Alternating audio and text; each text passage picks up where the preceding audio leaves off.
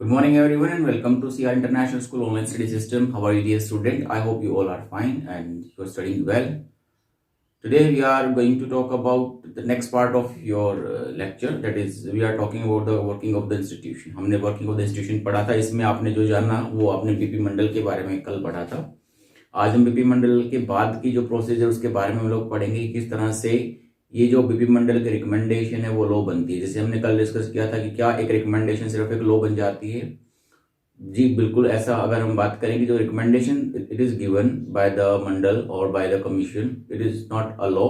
इसके लिए बहुत सारी लंबी प्रोसीजर को फॉलो करना पड़ता है. Let us discuss that procedures today. उसको हम लोग आज डिस्कस करेंगे कि जो कोई भी रिकमेंडेशन होता है किसी कमीशन के द्वारा, तो वो लॉ कैसे बन जाता है, how it become the law. तो जैसे आपने पढ़ा था कि बीपी मंडल ने जो रिपोर्ट थी अपनी वो 1980 के अंदर प्रेजेंट की थी. And in this the main जो रिफॉर्म जो किया गया था, वो रिफॉर्म करने की जो रिकमेंड किया गया था वो ये किया गया था कि जो अदर बैकवर्ड क्लासेज हैं, यानी इसको लोग ओबीसी बोलते हैं, तो आपका socially and educationally backward classes बोलते हैं हम लोग, उनको 27% रिजर्वेशन दे दिया जाए गवर्नमेंट जॉब के अंदर. और इससे ये रिकमेंडेशन अभी हमारे पास आ गई थी. लेकिन इसके बाद बहुत सारे इवेंट्स हुए, बहुत सारी टाइम पास हुआ, तो ये जो रिपोर्ट थी बार बार इसकी डिमांड की गई कि इसको एक लॉ बना दिया जाए, इसको इम्प्लीमेंट कर दिया जाए. फाइनली हम यहाँ पे इलेक्शंस के बारे में पढ़ेंगे. Election that took place in 1989 में जब इलेक्शन हुआ तो आपका एक पॉलिटिकल पार्टी थी जनता दल, और जनता दल पॉलिटिकल पार्टी ने अपना इलेक्शन फेस्टो बनाया, मैनिफेस्टो बनाया. मैनिफेस्टो का मतलब हो गया घोषणा पत्र में इन्होंने शामिल किया कि अगर उनकी गवर्नमेंट आती है so they are going to make BP Mandal as a law. तो वो क्या करेंगे कि बीपी मंडल जो था उसको एक लॉ बना देंगे, उसको इम्प्लीमेंट कराएंगे जो बीपी मंडल की रिकमेंडेशन है. तो इस बात को लेकर उन्होंने अपना मैनिफेस्टो बनाया, मैनिफेस्टो तैयार किया. Let us understand election manifesto of the Janata Dal. Election के अंदर जो मेन मुद्दा बनाया गया था वो यही बनाया गया था लोगों से वोट लेने के लिए कि अगर जनता दल की गवर्नमेंट बनती है तो जनता दल के जो गवर्नमेंट बनेगी वो सबसे पहला जो काम करेगी वो जो बीपी मंडल के रिकमेंडेशन है उनको इम्प्लीमेंट करेगी और इसको लागू कराएगी. सो जब लोगों ने इनके मैनिफेस्टो को समझा तो इनकी पॉलिसीज उनको ज़्यादा पसंद आई, और उस समय जो जनता दल है वो इलेक्शन जीतता है. इलेक्शन जीतने के बाद क्या होता है, this political party made promise to implement the Mandal commission if they came into the power. जैसे मैंने आपको बता दिया कि उन्होंने ये प्रॉमिस किया था अगर वो पावर में आते हैं तो बीपी मंडल के द्वारा जो रिपोर्ट जनरेट की गई थी, रिपोर्ट जो तैयार की गई थी या रिकमेंडेशन जो दिया गया था उसको वो लागू कर देंगे. इन अदर वर्ड्स जो 27% जो रिजर्वेशन था वो उनको प्रोवाइड करवा दिया जाएगा. इवेंचुअली जनता दल केम इन पावर. अब जनता दल की जो पॉलिटिकल पार्टी है वो पावर में आती है and VP Singh become the prime minister and office memorandum regarding to the reservation was brought. अब वीपी सिंह जो हमारे प्राइम मिनिस्टर बनते हैं और फिर वो जो ऑफिस मेमोरेंडम है वो लोगों के सामने लेकर आते हैं. इनकी जनता दल के समय में ये ऑफिस मेमोरेंडम आपका सामने लाया जाता है, पार्लियामेंट के अंदर इंट्रोड्यूस किया जाता है. ठीक है, द डिसीजन मेकर्स. अब हमारे सामने आ गया इस तरह से वीपी मंडल की गवर्नमेंट के द्वारा जो रिकमेंडेशन था वो इम्प्लीमेंट किया गया. लेकिन इम्प्लीमेंट करने में क्या सिर्फ आपने देखा जैसे एक सेक्रेटरी रिकमेंडेशन दी थी, उसको रिकमेंडेशन मिली, उसने ऑफिशियल मेमोरेंडम तैयार किया और उसको इम्प्लीमेंट कर दिया. क्या इतना इजी है किसी भी लॉ को बना देना? ये आपने प्रीवियस क्लासेस में बहुत पढ़ा है कि कैसे लॉज बनाए जाते हैं, आपका कितने लोगों, लोकसभा राज्यसभा सभी लोगों का इन्वॉल्वमेंट होता है. आपका एक बिल पास किया जाता है, बिल पास करने के बाद उस पर डिस्कशन होता है, 2/3 लोगों का उसमें कंसेंट करना जरूरी होता है. फिर कंसेंट करने के बाद राज्यसभा में जाएगा, लोकसभा में जाएगा, वहां पर भी इसे कंसेंट करना है, डिस्कशन करना जरूरी होता है. फिर हमारा प्रेसिडेंट के पास जाता है, प्रेसिडेंट फाइनली साइन करते हैं, तब जाके हमारे पास कोई रिकमेंडेशन या कोई भी जो बिल होता है वो हमारे पास लॉ बनकर सामने आता है. So it takes such a long process. So who is the decision maker? क्या वो अकेला इंसान जो ऑफिसर जो हमने पढ़ा चीफ सेक्रेटरी ने साइन किया एक रिकमेंडेशन पर, एक ऑफिशियल मेमोरेंडम तैयार किया, तो क्या वो अकेला ही है? देखिए, the officer was merely implementing the instruction. जो इंस्ट्रक्शन उसको दी गई थी वो सिर्फ उन इंस्ट्रक्शंस को क्या कर रहा था, वो इम्प्लीमेंट कर रहा था.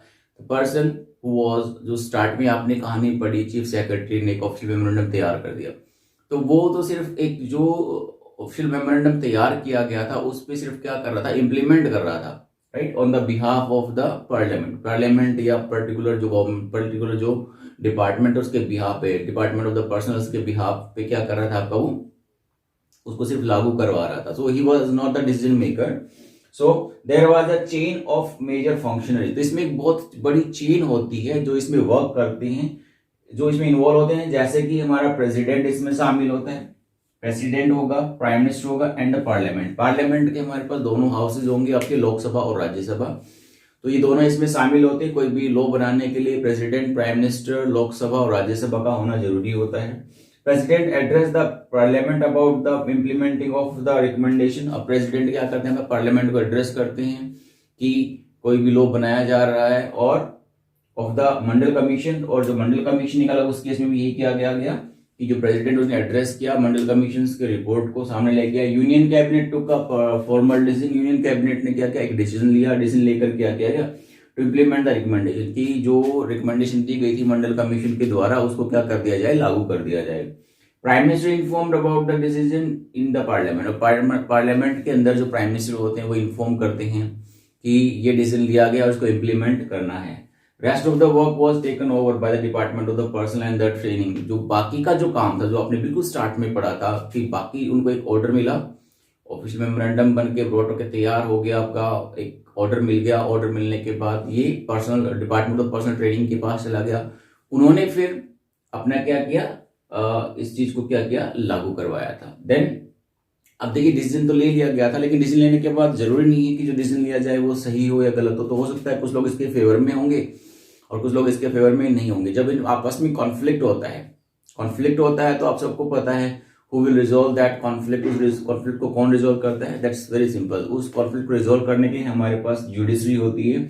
जैसे डिसीजन तो ले लिया कि इस ऑफिशियल मेमोरेंडम को लागू कर दिया जाए, तो कुछ लोग उसके फेवर में रहेंगे, कुछ लोग अगेंस्ट में रहेंगे. कुछ लोग चाहेंगे कि जो जिनको बेनिफिट हो रहा है वो तो ऑब्वियसली बात है, चाहेंगे कि जो रिजर्वेशन वाला सिस्टम है 27% को मिल जाए, तो वो उसके फेवर में थे. कुछ लोग जिनको लॉस हो रहा है वो उनके अगेंस्ट में जाएंगे.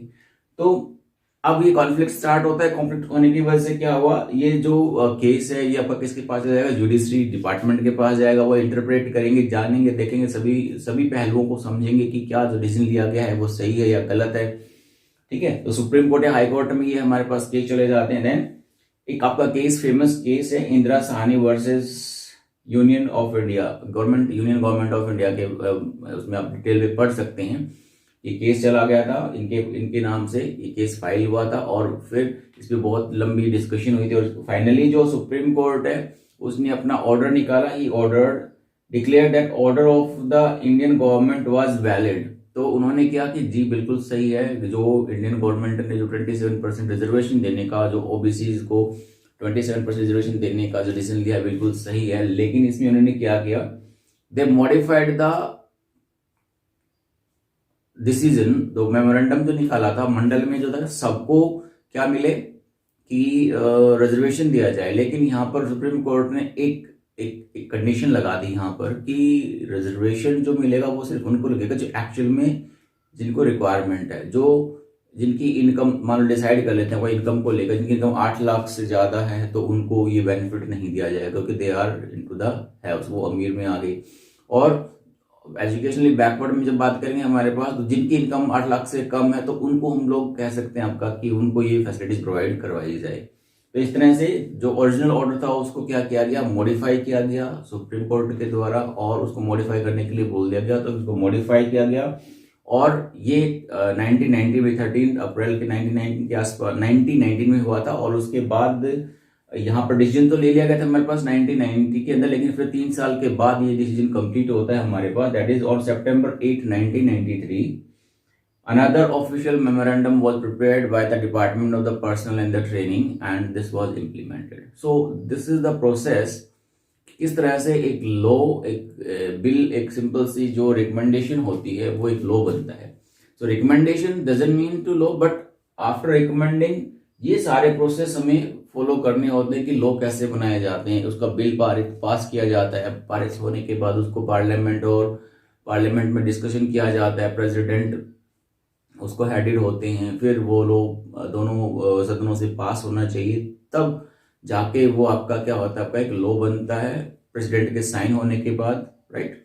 तो इस तरह से काफी लंबा प्रोसेस होता है हमारे पास। तो ये एक आपका कंप्लीट था कि जो हमारे ऑफिशियल मेमोरेंडम की जो कहानी थी वो यहाँ पे आके खत्म हो जाती है। इसके बाद जो आप डिस्कस करेंगे वो इंडिविजुअल इंस्टीट्यूशंस की अगर हम बात करेंगे कि पर्टिकुलर इंस्टीट्यूशंस की क्या पावर है, क्या वर्क करता है आपका, and why do we need the institutions, की हमें इंस्टीट्यूशंस की जरूरत क्यों होती है, that's we are going to talk about in the next video. I hope you got the point कि किस तरह से ये हमारे डिसीजंस लिए जाते हैं, वो are the decision makers. So that's all for the day. अगर आपकी कोई क्वेरी होती है तो आप मुझे व्हाट्सअप कर सकते हैं, I will answer your question. That's all for the day, see you next time, bye, see you.